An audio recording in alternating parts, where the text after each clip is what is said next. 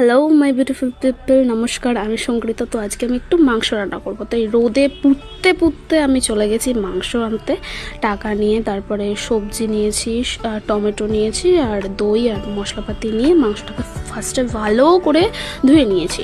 তারপরে আমি ওই কাঁচা মাংসটাই, ধোয়া কাঁচা মাংসটাকে ফার্স্টে ভেজে নিই।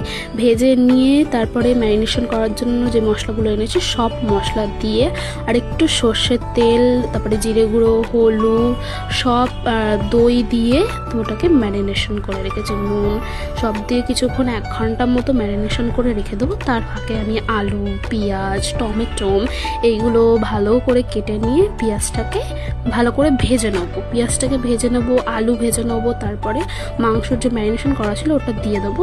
দিয়ে কিছুক্ষণ কষাবো 15 মিনিট মতো। তারপরে জল দিয়ে দেবো। জল দেওয়ার পরে কষিয়ে কিছুক্ষণ পরে নামিয়ে নেবো। আর এত ঘেমে গেছি রান্না করতে করতে, একটা লাইক করে দিও প্লিজ।